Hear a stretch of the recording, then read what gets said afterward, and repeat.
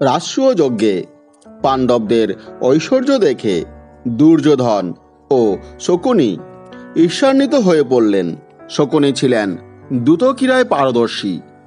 শকুনি চাইছিলেন দ্রুতক্রীড়ার মাধ্যমে পাণ্ডবদের সর্বশান্ত করতে। এজন্য সে ধৃতরাষ্ট্রকে কুমন্ত্রণা দিতে থাকে।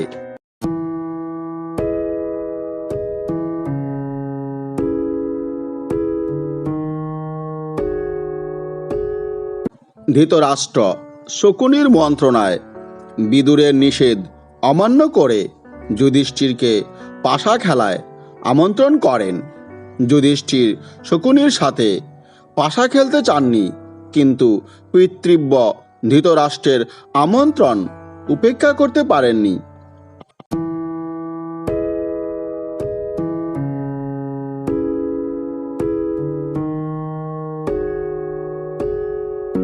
পাশা খেলার নিয়ম অনুযায়ী পাশা খেলায় বিভিন্ন ধন সম্পত্তি পণ রাখতে হয়। সেই পাশা খেলায় সুচতুর শকুনির নিকট যুধিষ্ঠির পরাজিত হয়ে সব ধন সম্পত্তি হারালেন। শেষে শকুনির কথায় যুধিষ্ঠির দ্রৌপদীকেও পণ রাখলেন।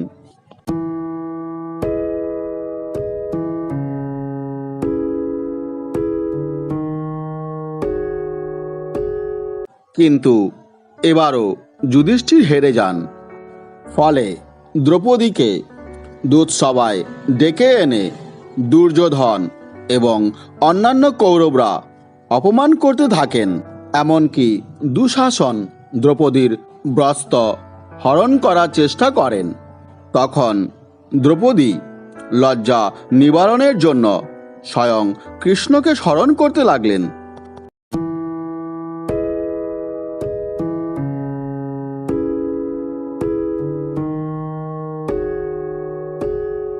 তখন কৃষ্ণের কৃপায় স্বয়ং ধর্ম বস্ত্রের রূপ ধরে তাকে আবৃত করলেন।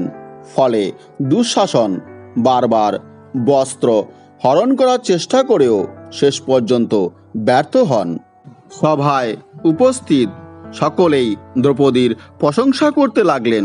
সঙ্গে সঙ্গে দুঃশাসনের নিন্দা হতে লাগলো।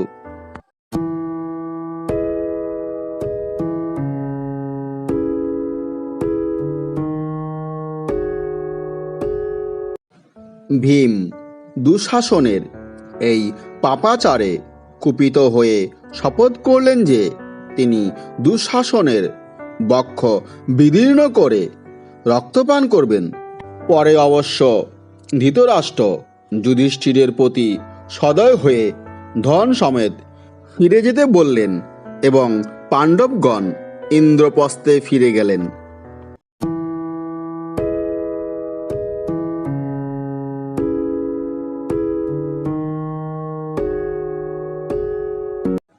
দ্রুতক্রীড়ায় ধন সম্পদ হস্তগত না করতে পেরে দুর্যোধন, দুঃশাসন আর শকুনি পুনরায় দ্রুতক্রীড়ার আয়োজন করার জন্য ধৃতরাষ্ট্রকে রাজি করান।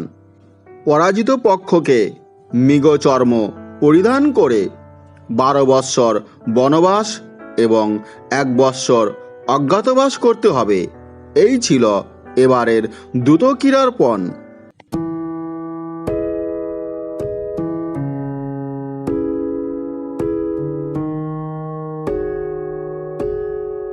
ধৃতরাষ্ট্র গান্ধারীর নিষেধ অমান্য করে পাণ্ডবদের দ্রুতক্রীড়ায় আমন্ত্রণ জানানোর জন্য দূত পাঠান। এবারও যুধিষ্ঠির ধৃতরাষ্ট্রের আমন্ত্রণ উপেক্ষা করতে পারলেন না এবং ওই শর্ত মেনে দ্রুতক্রীড়া শুরু করেন।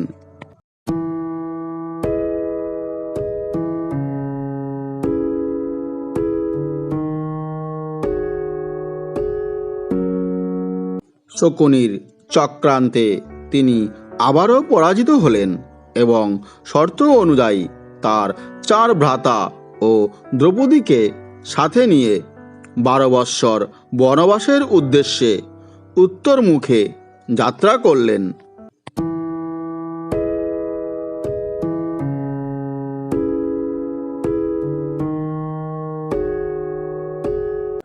দ্রুতকীরা এবং পাণ্ডবদের বনবাসের জীবন কাহিনীর প্রেক্ষাপটটি আপনাদের কেমন লেগেছে? যদি ভালো লেগে থাকে তাহলে অবশ্যই লাইক, শেয়ার এবং কমেন্ট করবেন। আর হ্যাঁ বন্ধুরা, চ্যানেলটি অবশ্যই সাবস্ক্রাইব করবেন, যাতে নতুন কোনো ভিডিও আপলোড হলে সঙ্গে সঙ্গে আপনাদের কাছে তার নোটিফিকেশন পৌঁছে যায়। ভালো থাকবেন বন্ধুরা, দেখা হয় পরবর্তী ভিডিওতে। আজকের মতো এ পর্যন্তই।